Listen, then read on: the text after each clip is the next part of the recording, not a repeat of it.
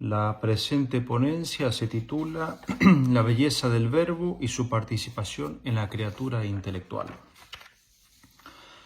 De este modo el trabajo parte del estudio del pulcrum en Santo Tomás, mediante una presentación general, la ubicación del tema y su contexto. Seguidamente presentamos al pulcrum como un atributo divino, partiendo de su relación intrínseca con el bien. A partir de la aplicación de la belleza como atributo divino presentamos una descripción ontológica de la belleza del verbo en el seno trinitario, su apropiación y fundamento.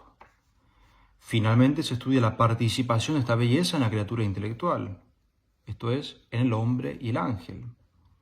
Y a partir de ello presentamos la fealdad como opuesto a los principios del pulcrum. Este aspecto de la belleza se relaciona con el tratado de la religión en el cual se inscribe esta ponencia. En efecto, se trata de una belleza soteriológica, que encuentra su realización en el verbo hecho carne.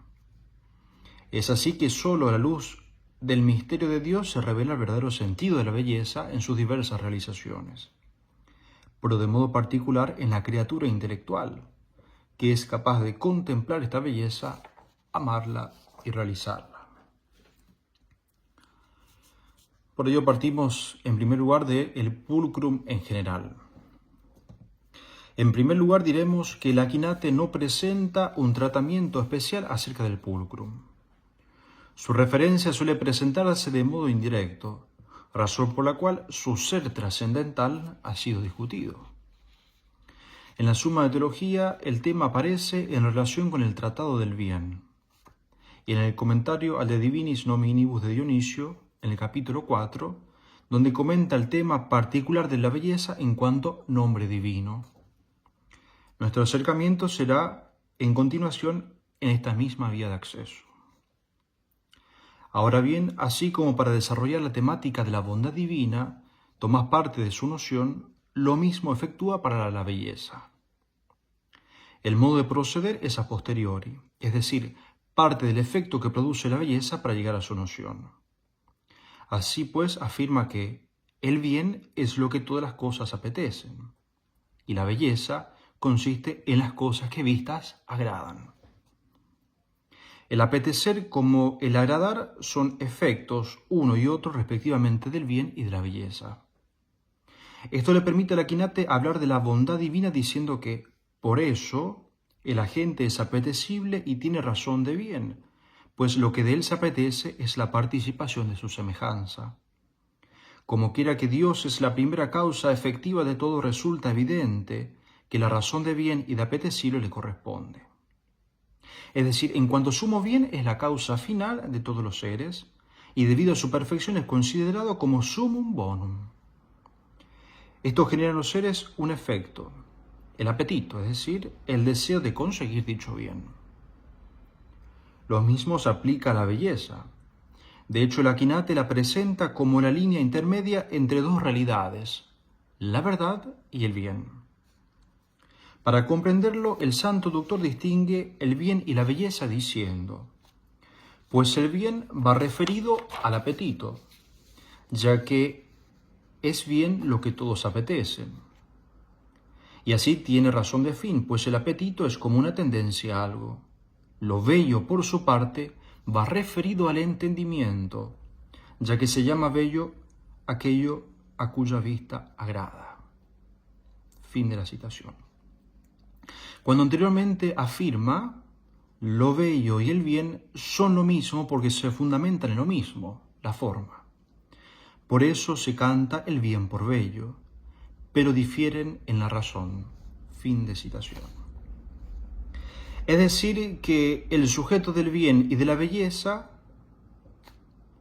puesto que en la realidad son idénticos, radica en la forma, que es lo que constituye a un ente en su realidad concreta. Pero su distinción radica en la razón. El fundamento de la distinción Tomás lo toma del efecto de uno y otro, puesto que el bien mira al apetito volitivo, dado que genera en el sujeto el deseo, mientras que la belleza genera un gozo, deleite, fundado en el conocimiento. Tomás es más claro en el comentario al De Divinis Nominibus cuando dice: por otra parte, si bien lo bello y lo bueno sean lo mismo en el sujeto, debido a que tanto la claridad como la consonancia son contenidas bajo la razón de bien. Sin embargo, entre ellos existe una distinción de razón. En efecto, lo bello añade a lo bueno el orden de un ser de este tipo a la virtud cognoscitiva. Quiere decir que el pulcrum agrega al bonum una dimensión cognoscitiva, vale decir intelectual. A su vez, no se trata de una mera adquisición de un nuevo conocimiento, sino de una dimensión contemplativa de la belleza, que produce como efecto el gozo de la contemplación. Por esta razón, la belleza se encuentra entre el bonum y el verum. Adquiere una dimensión afectiva propia del bonum, pero al mismo tiempo una dimensión cognoscitiva del verum. Ahora bien, aquello que el bien y la belleza poseen en común es el sujeto, esto es la forma. Esto significa que la misma forma es captada por dos potencias distintas y produciendo dos efectos distintos. De este modo, la forma, en cuanto a que expresa la esencia y el ser de las cosas, revela su condición de contingente y por ende de participado. La forma es entonces aquello a partir de lo cual se dicen que las cosas sean buenas y bellas. Así pues, la forma en cuanto a esencia actualizada por el acto de ser y unida a un principio material constituye la unidad de la sustancia. Solo a partir de la condición material del ente es que se llega al conocimiento de la forma.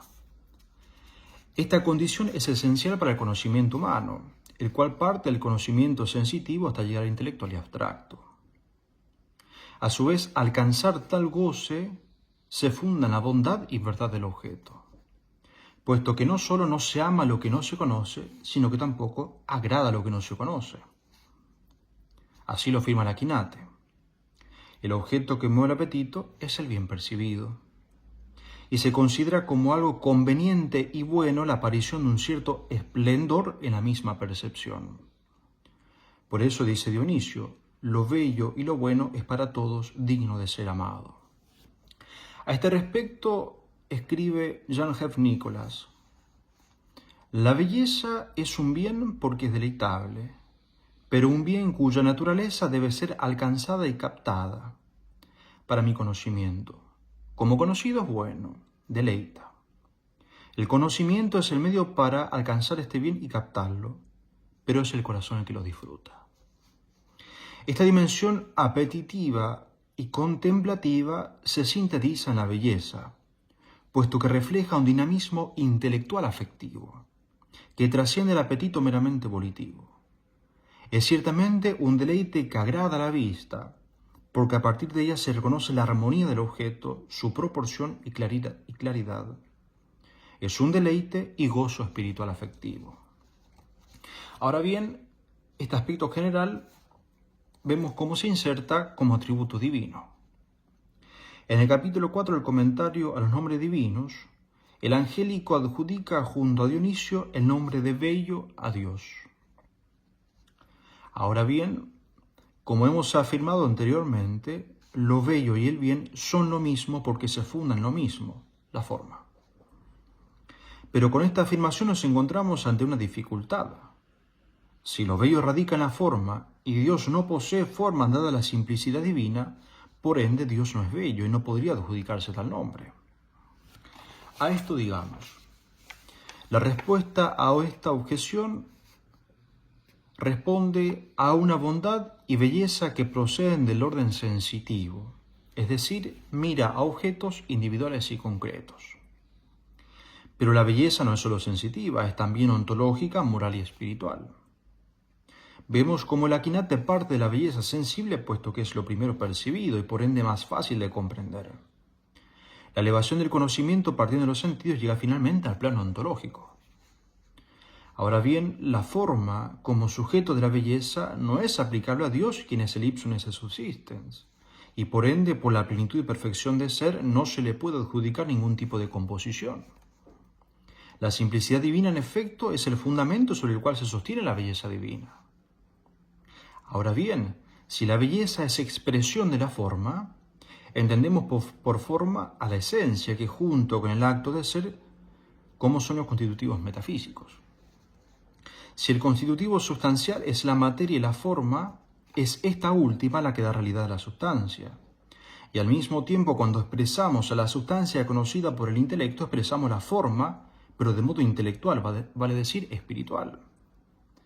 Esto conocido y expresado es la esencia misma de la sustancia. Esencia que no existe sin el acto de ser que le da realidad.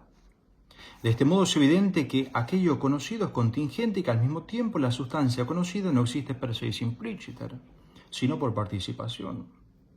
Así, entre la cosa participada y el ser participado se manifiesta un vínculo estrecho que dice razón de causalidad.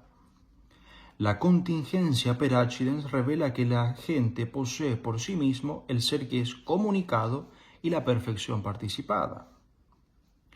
De este modo, la belleza contemplada en las cosas direcciona e impulsa a la inteligencia humana a reconocer un principio causal. Este acceso es a posteriori del conocimiento que nos conduce a la causa de la belleza de todas las cosas, que es Dios, en quien encontramos que es el summum pulcrum. La pregunta radica en lo siguiente: ¿en qué se funda esta belleza divina? La misma simplicidad divina excluye, decíamos, todo tipo de composición, sea física, metafísica, acto y potencia, genérica o accidental. Por ende, Dios simplemente es. Por la participación del ser, del cual diría Santo Tomás, lo que yo llamo ese, es lo más perfecto entre todas las cosas. Esto es evidente por el hecho de que el acto es siempre más perfecto que la potencia. Por lo tanto, está claro que lo que llamo ese es la actualidad de todos los actos y por eso la perfección de todas las perfecciones. Fin de citación. Así, la plenitud del ser divino revela su absoluta espiritualidad y simplicidad. Dios como ipsum esse es actualidad pura y por ende perfecto. La perfección divina como atributo antidativo revela la plenitud del acto que es Dios, en cuanto que nada le falta. Así lo describe el Doctor Común. El nombre perfección, si se toma en sentido estricto, no puede atribuirse a Dios porque solo lo que se hace puede ser perfecto. Pero en Dios el nombre perfección se toma más en un sentido negativo que positivo. Se dice que es perfecto porque no le falta nada en absoluto, y no porque haya algo en él que estaría en potencia por comparación con la perfección y que sería perfecto algo que sería su acto. Fin de citación. La perfección que se funda en la simplicidad divina expresa la causalidad agente, primera y eficiente universal de Dios, en cuanto que contiene en sí la perfección de todas las cosas creadas. Esta razón causal brota de su ser acto, en cuanto comunica el ser a todas las criaturas y por ende la perfección. Dios es, por lo tanto, el primer principio en el orden de la eficiencia. Ahora bien, la acción causal eficiente presupone la actualidad de la gente, ya que ella es difusión de actualidad. Cada gente actúa en tanto que está en acto. Dios, primer agente, es por lo tanto en acto el más alto grado y por consiguiente es perfecto, dice Tomás. Es entonces a partir de la simplicidad y perfección divina que podemos hablar de la belleza en Dios. Dado que la carencia de composición manifiesta su simplicidad, y es por lo que la actualidad de Dios en cuanto perfección de ser contiene así la belleza eminentemente. Así lo define el Aquinate. Dionisio muestra de qué modo sean atribuidas a las criaturas lo bello y la belleza, y explica que en las realidades existentes lo bello y la belleza se distinguen como lo participante y lo participado, de modo tal que se denomina bello a lo que participa de la belleza. En cambio, la belleza es la participación de la causa primera que hace bellas todas las cosas. En efecto, la belleza de la criatura no es otra cosa que una semejanza de la belleza divina participada en las cosas. Que Dios sea causa primera y universal de todas las cosas y por ende creador, manifiesta que posee la perfección de la belleza, la que consiste en la pura actualidad del ipsum esse. Por eso dirá más adelante: Dios, que es lo bello supersubstancial, es denominado belleza por el hecho de que da la belleza a todos los entes creados, según lo que es propio de cada uno.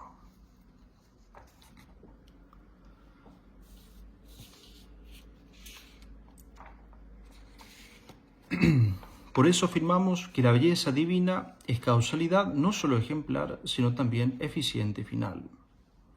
Ella causa el ser de las criaturas, los mueve a su fin natural y los conserva en el ser, dado que por comunicar el ser a las criaturas, comunica la belleza y perfección propia.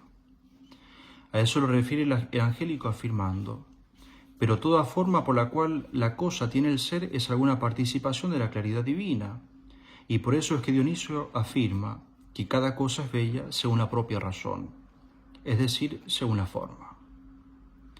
Dado que la forma contiene el ser, es participación de la belleza divina. Aquello que Dios posee de modo infinito y perfecto, las criaturas lo poseen limitado e imperfecto aún en su perfección. En Dios, dice Tomás, Dios es bello siempre según él mismo y de la misma manera. Se excluye la alteración de la belleza en Dios. Además, no existe en él generación o corrupción de la belleza, ni su aumento o disminución. Thomas Donlan, comentando este texto, dice: a modo de analogía de la proporcionalidad propia, la belleza se predica de Dios, que es la causa eficiente de toda perfección creada. O bien la belleza también puede predicarse de Dios en la medida en que Él es el ser subsistente, al que no le puede faltar nada de la perfección del ser. La conclusión de ambas predicaciones es la misma: Dios es bello. En Dios la naturaleza y el supuesto son uno. Por lo tanto, se puede decir que Dios es belleza. Además, los atributos divinos existen en Dios tanto formal como eminentemente, y debido a esta perfección eminente, la belleza divina debe ser inefablemente deliciosa e infinitamente más perfecta que cualquier belleza creada, que en el mejor de los casos no es más que un débil reflejo de esa belleza que es Dios. Ahora bien, aplicamos este atributo divino apropiado al verbo. Todos los atributos, incluso la belleza, pertenecen a Dios considerado como uno y por ende común en las tres divinas personas. Dado que la identificación entre esencia y ser en Dios implica la común esencia divina de las personas, ellas en cambio se distinguen por las relaciones. Así esta distinción es real y es la que funda a las personas, las cuales subsisten en la naturaleza divina. Ahora bien, al tratar sobre los atributos esenciales de las personas, el Aquinate apropia la belleza al Hijo diciendo: pues la eternidad, en cuanto que significa ser sin principio, tiene semejanza con el Padre, que es principio sin principio. La especie o la belleza tienen semejanza con lo propio del Hijo, pues para la belleza se requiere lo siguiente: primero, integridad o perfección, pues lo inacabado, por ser inacabado, es feo. También se requiere la debida proporción o armonía. Y por último, se precisa la claridad, de ahí que lo que tiene nitidez de color sea llamado bello. Fin de citación. Así, puesto que por la generación el Verbo es imagen del Padre en cuanto que procede de la especie del Padre, conlleva en sí mismo la perfección divina, igual dignidad y sustancia. Como Verbo es expresión de la verdad del Padre, manifestación de su ser, el cual comparte. Así, la generación es comunicación plena del acto de ser y por ende de la belleza. De ahí que el Aquinate lo fundamente diciendo: por lo tanto, para que algo sea verdaderamente imagen se requiere que proceda de otro semejante en la especie o al menos en un signo de la especie. El Padre se contempla en el Hijo y el Hijo es expresión intelectual del Padre. Esta contemplación es otra cosa que el goce divino que se funda en la belleza perfecta. Ahora bien, la ratio de esta belleza se encuentra apropiada al Verbo, puesto que Él es el resplandor de la belleza divina. Por eso dice Tomás en el comentario Nombres Divinos: hablando de Dionisio, y aclara en qué consiste la razón de la belleza, afirmando que Dios transmite la belleza de este modo, en la medida en que es causa de la consonancia y claridad de todas las cosas. En efecto, denominamos bello el hombre por la adecuada proporción en la cantidad y en la posición, y por el hecho de que tiene un color claro y nítido. Finalmente, para la apropiación especifica el aquinate. Así pues, en cuanto a lo primero, tiene semejanza con lo propio del Hijo, en cuanto que el Hijo tiene en sí mismo de forma real y perfecta la naturaleza del Padre. Para indicar esto, Agustín en su explicación dice, en donde esto es, en el Hijo, está la suprema y primera vida, etc. Por lo que se refiere a lo segundo, también se adecua con lo propio del Hijo en cuanto que es imagen expresa del Padre. Por eso decimos que alguna imagen es bella si representa perfectamente al objeto, aun cuando sea feo. Y esto es lo que alude Agustín cuando dice, en donde hay tanta conveniencia y la primera igualdad. En cuanto a lo tercero, se adecua con lo propio del Hijo en cuanto que es palabra, que es lo mismo que decir luz, esplendor del entendimiento, como también dice el Damasceno. Esto mismo lo sugiere Agustín cuando dice, como palabra perfecta a la que no le falta nada, especie del arte del Dios omnipotente. Fin de citación. Por este motivo decimos que el Verbo es la belleza, y en cuanto tal es ejemplar de toda belleza creada, puesto que Él es la especie del Padre. Por eso, dice Tomás, se llama propiamente imagen lo que procede con semejanza de otro. Aquello de cuya semejanza procede algo propiamente se llama ejemplar, impropiamente imagen. Así es necesario decir que en la sabiduría divina están las razones de todas las cosas, las cuales anteriormente han sido llamadas ideas, esto es, las formas ejemplares que hay en la mente divina, las cuales, aun cuando se multiplican respecto a las cosas, sin embargo realmente no son algo distinto de la esencia divina, si bien su semejanza puede ser participada por muchos de muchas maneras. Y dado que el Verbo es también causa de todo lo creado, es ejemplar de la belleza creada. Por eso comenta Santo Tomás. Así pues se explica en primer lugar que lo bello es principio de todas las cosas como causa efectiva, dando el ser. En segundo lugar afirma que lo bello, que es Dios, es el fin de todo en cuanto causa final de todas las cosas. En efecto, todas las cosas fueron hechas para imitar la belleza divina de cualquier manera. En tercer lugar, es causa ejemplar porque todas las cosas se distinguen según lo bello, divino, y signo de esto es que nadie se esfuerza por figurar o representar sino para lo bello. Así, el Verbo divino encierra una belleza peculiar, puesto que todas las cosas fueron hechas por medio de la palabra. Por esta razón, Dios es causa ejemplar de todas las cosas en cuanto que su sabiduría divina contiene las ideas de todas las criaturas. Pues bien, si crear es dar el ser a las criaturas, ello implica la comunicación de una actualidad y por ende de perfección. De este modo, Dios al crear, crea la forma de las criaturas, juntamente con la materia. De modo tal que la forma encierra en sí una participación del ser de la causa. Esta relación existente entre lo creado y el creador se funda en una relación real, mediante el cual el efecto participa de cierta naturaleza de la causa. La forma entonces, en cuanto que expresa la esencia y ser de lo creado, guarda en sí misma la ratio pulchritudinis. La forma es cierta irradiación que proviene de la claridad primera y la claridad pertenece a la razón de belleza, como se ha dicho, dice Tomás. Todavía para especificar la ejemplaridad del Verbo, dice el Aquinate.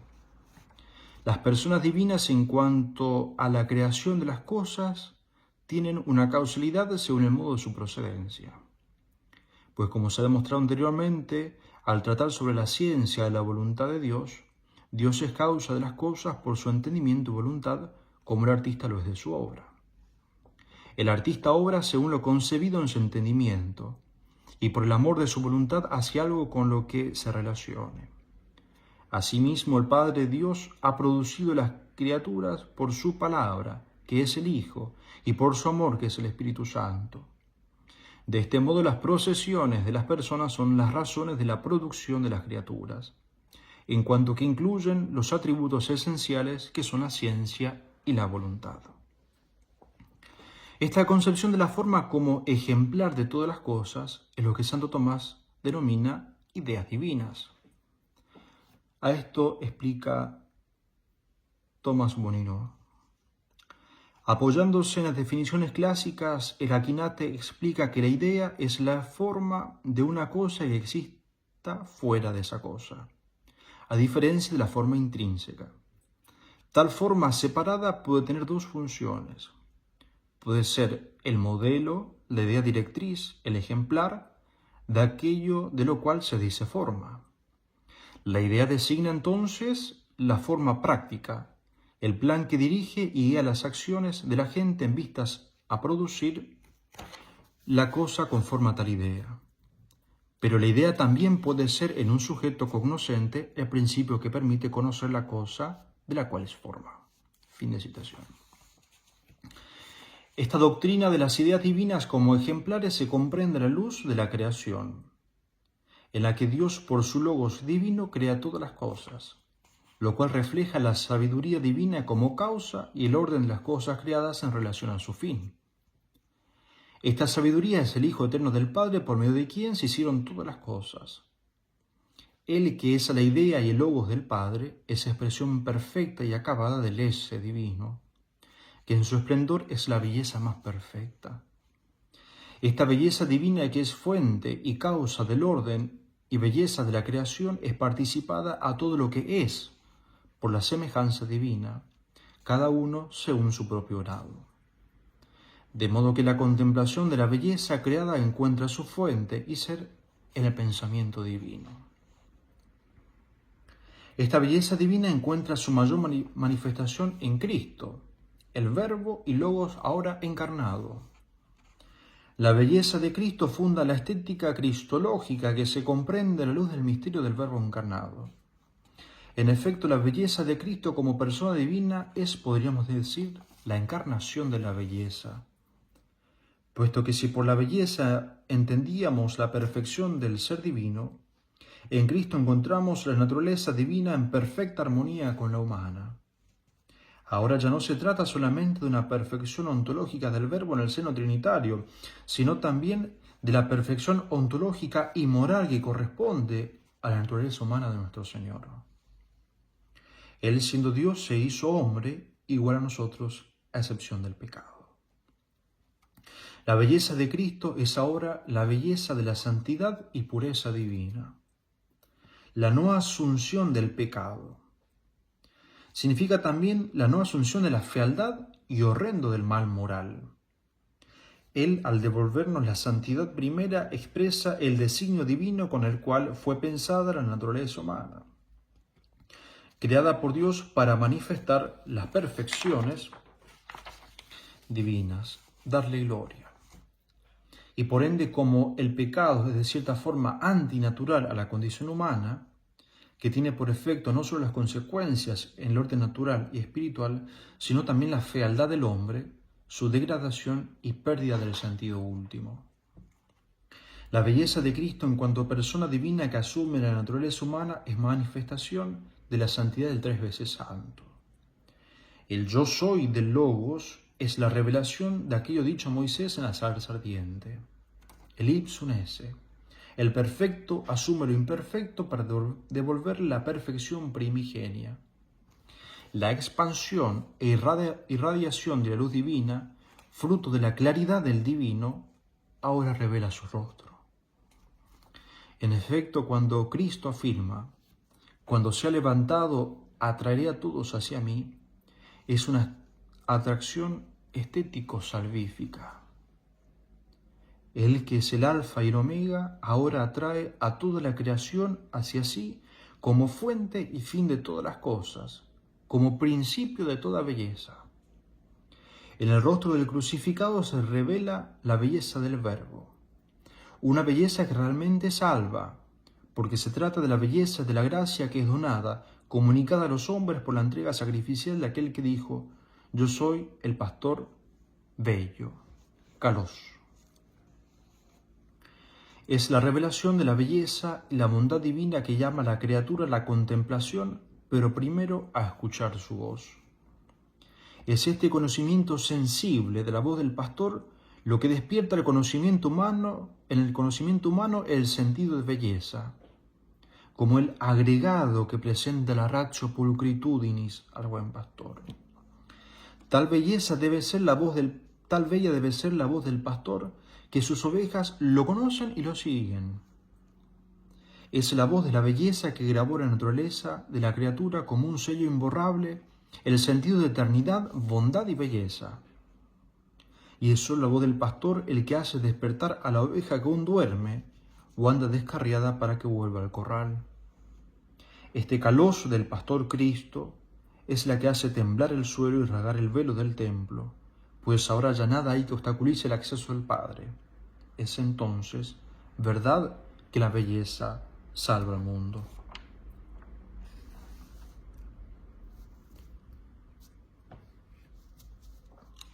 Por último, presentamos la participación de esta belleza en la criatura intelectual.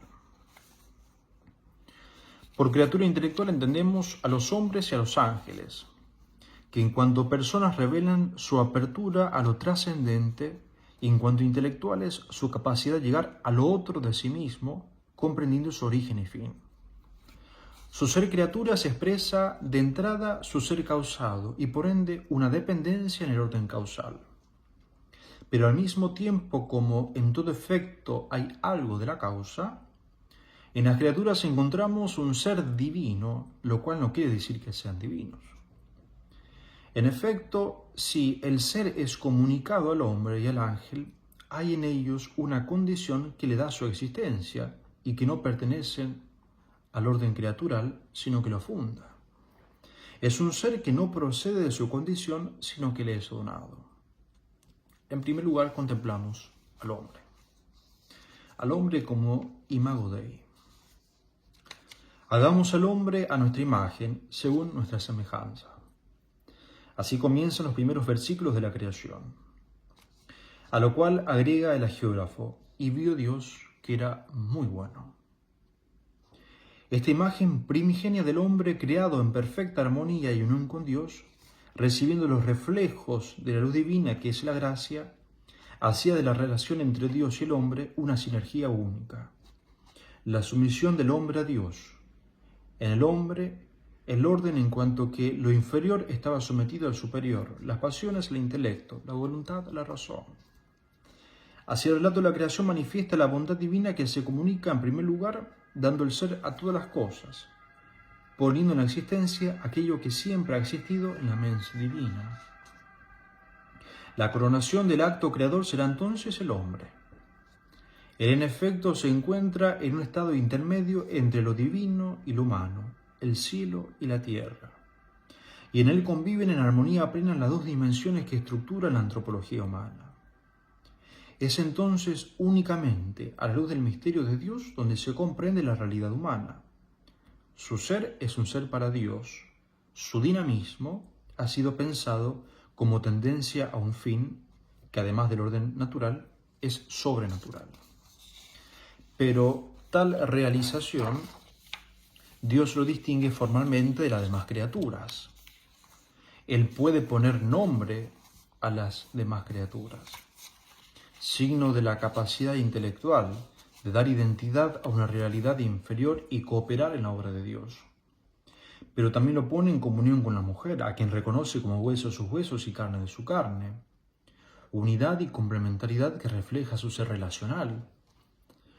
Esta creación del hombre a imagen de Dios encontrará su sentido último delante de aquel que es la imagen de Dios, Jesucristo nuestro Señor.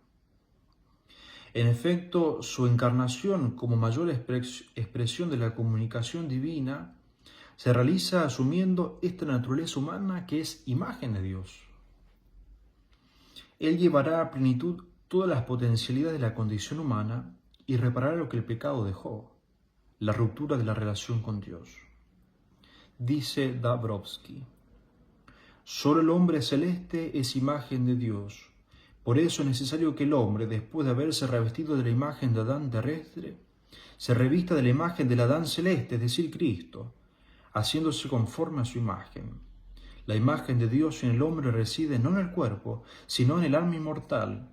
Por eso el pecado no destruye en el hombre la imagen de Dios, sino solo la deforma, la semejanza con Dios. Esta imagen del hombre es reflejo de la belleza divina comunicada al alma intelectual. Belleza que redunda en el orden moral del individuo, pero que tiene un fundamento ontológico. Nos referimos, por lo tanto, a la belleza del alma, que tiene por causa al orden de la gracia. Pues si la belleza se funda en el ipsum, ese ipsum subsisten, y la gracia es una participación de la naturaleza divina, quiere decir que este pulcrum participado en el hombre no es otra cosa que la belleza divina participada limitadamente en el alma y por ende incoada en el tiempo presente para su realización escatológica final, donde el alma se une a aquel que es el que es. Este orden del pulcrum tiene dos principios fundantes. En la creación, puesto que el ser es comunicado en la creación del hombre, es ya participación del ese divino. Y en segundo lugar, por gracia, que es ya un super ser, puesto que es la recreación del hombre por la comunicación de la vida divina. Esta gracia como embellecimiento espiritual, dice Tomás, es una participación de la vida eterna en el hombre. Por eso dice, la belleza del alma consiste en la asimilación de ella a Dios, al que debe conformarse mediante la claridad de la gracia recibida en él. Y continúa diciendo, como acabamos de afirmar, la filiación adoptiva es una semejanza de la filiación eterna, como todas las cosas realizadas en el tiempo son semejanzas de las existentes desde toda la eternidad. Ahora bien, el hombre se asemeja al esplendor del Hijo Eterno por la claridad de la gracia que se atribuye al Espíritu Santo. Y por este motivo, aunque la adopción sea común a toda la Trinidad, se apropia el Padre como autor, al Hijo como ejemplar y el Espíritu Santo como el que imprime en nosotros la semejanza del ejemplar, es decir, del Verbo. Ahora bien, por la gracia santificante, el hombre es elevado sobrenaturalmente a un conocimiento y amor sobrenatural de Dios. Pero esta belleza operada por la gracia implica de parte del hombre una colaboración, que es lo que llamamos el ejercicio de las virtudes.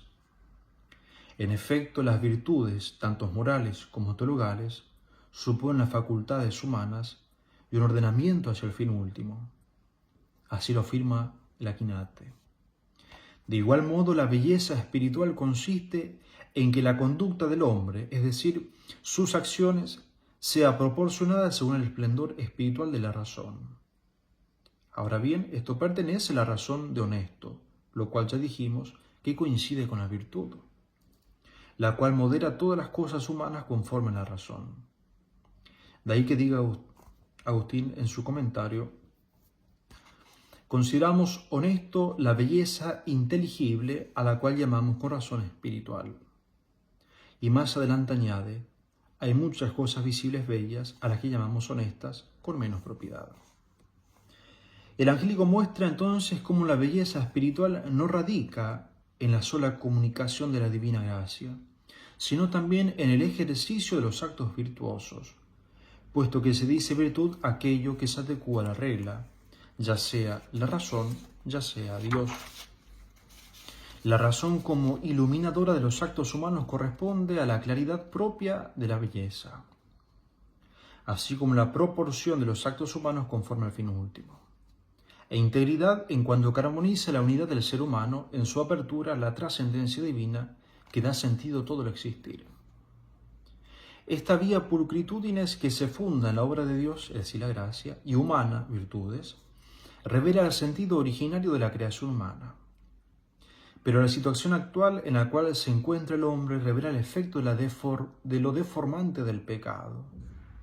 En efecto, si la gracia es comunicación de la belleza divina, el pecado como opuesto a la gracia, y por ende a Dios que es su autor, es aquello que hace feo al hombre, vale decir, deforma sus potencialidades, aparta el fin último y esclaviza.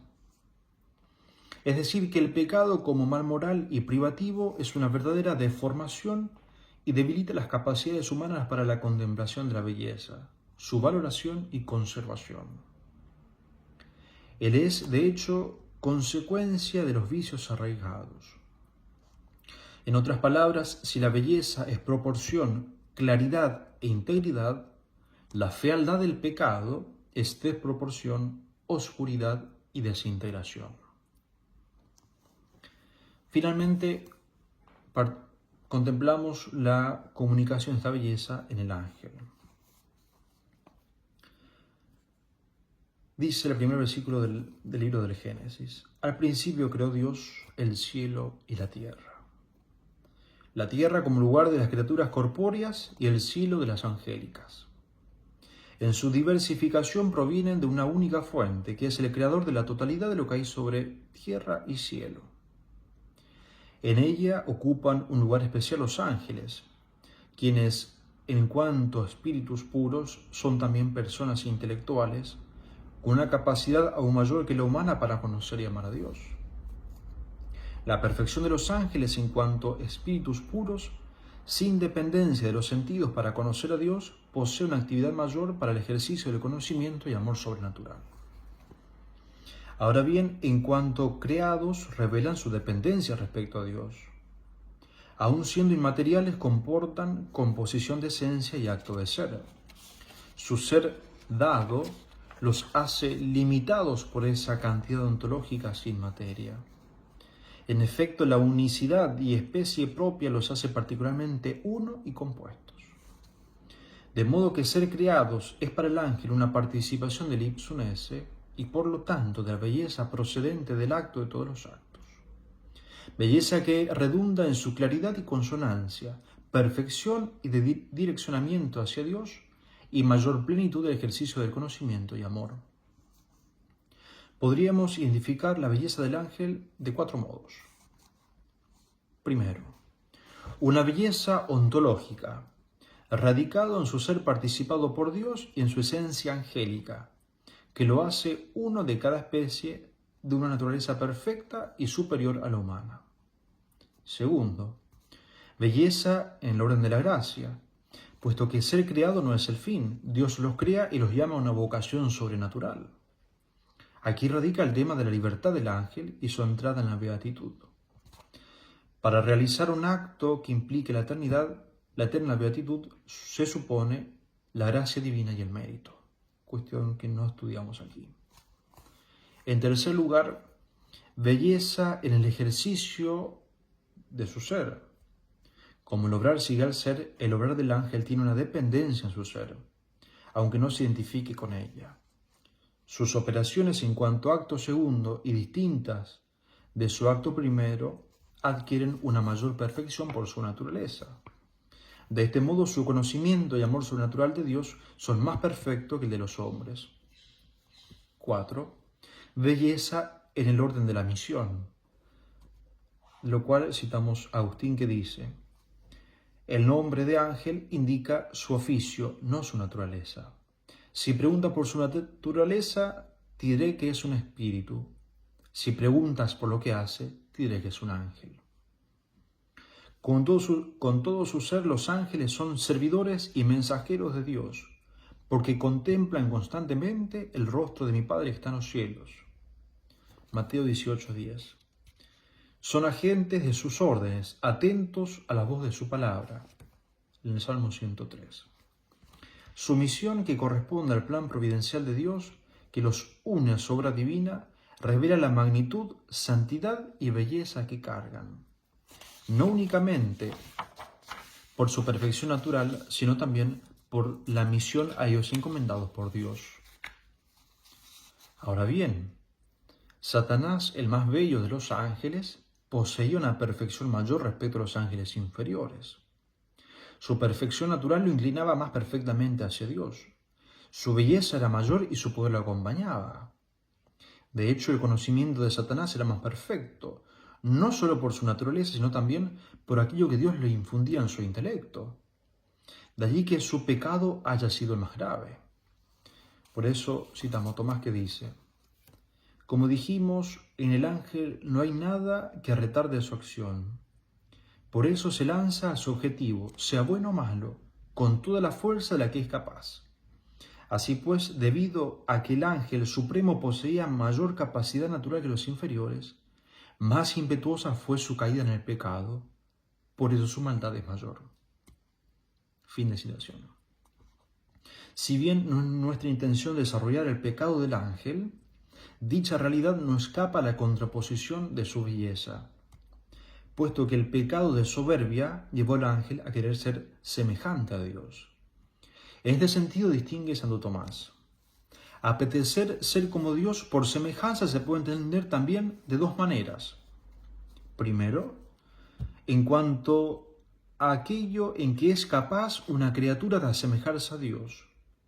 Quien así apetece ser semejante a Dios no peca, con tal que aspira a la semejanza con Dios según el orden debido, esto es, a recibirla de Dios. La segunda, si alguien apeteciera ser semejante a Dios en lo que no es apto para asemejarse a Dios, como por ejemplo, el que apeteciera crear el cielo y la tierra, cosa que solo pertenece a Dios, pues en este apetito hay pecado. De esta manera es como el diablo apeteció ser como Dios. Y no porque apeteciera ser semejante a Dios en cuanto a no estar sometido absolutamente a nadie, porque de ser así hubiera querido su propio no ser, pues ninguna criatura puede existir a no ser en cuanto que participa del ser que Dios le comunica. Su deseo de ser semejante a Dios consistió en apetecer como fin último de la bienaventuranza las cosas que podía conseguir por la capacidad de su naturaleza, desviando por ello su apetito de la bienaventuranza sobrenatural que proviene de la gracia de Dios. Fin de citación.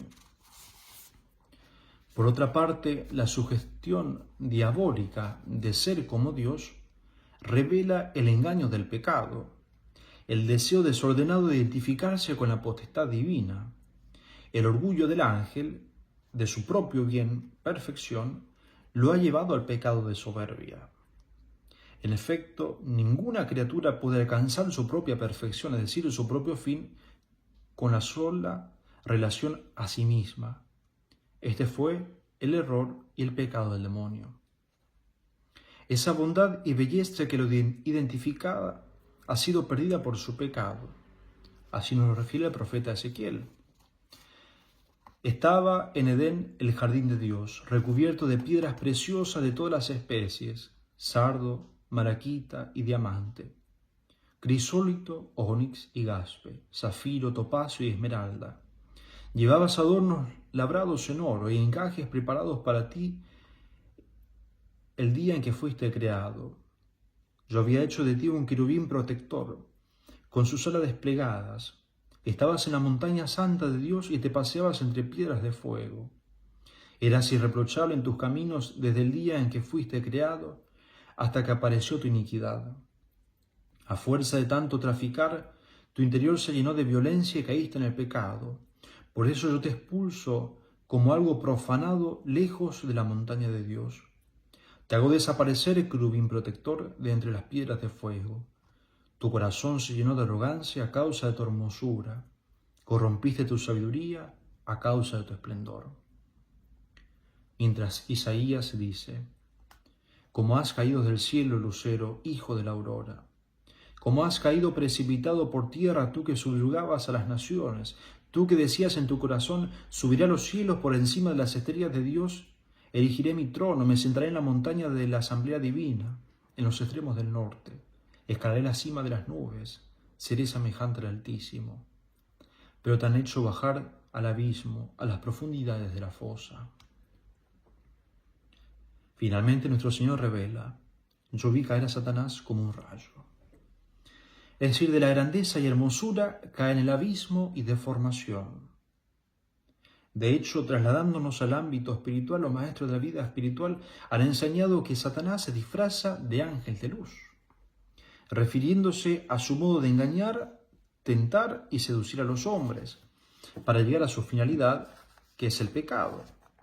Es decir, de formar la vida del alma de las criaturas de Dios. En efecto, porque solo el bien atrae la voluntad humana, es que al mismo tiempo se presenta con apariencia de bondad a fin de tergiversar los medios que conducen al fin último de los hombres. Solo la belleza del Verbo en el cual el Padre se contempla y contempla toda la creación, encuentra en una criatura humana el reflejo divino y cuna donde la belleza se encarna y delante del cual los ángeles caídos tiemblan. Finalmente, ella es la Virgen Santísima.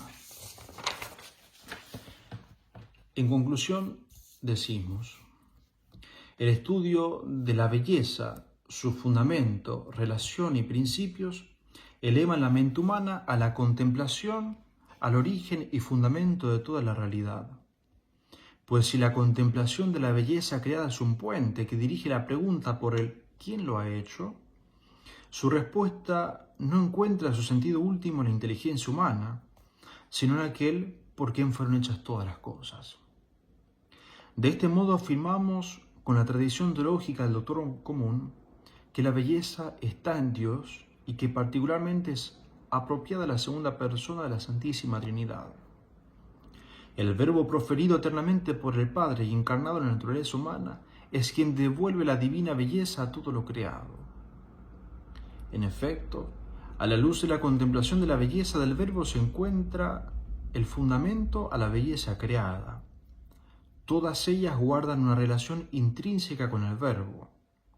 Si el Hijo es proferido por el Padre, es expresión de toda belleza.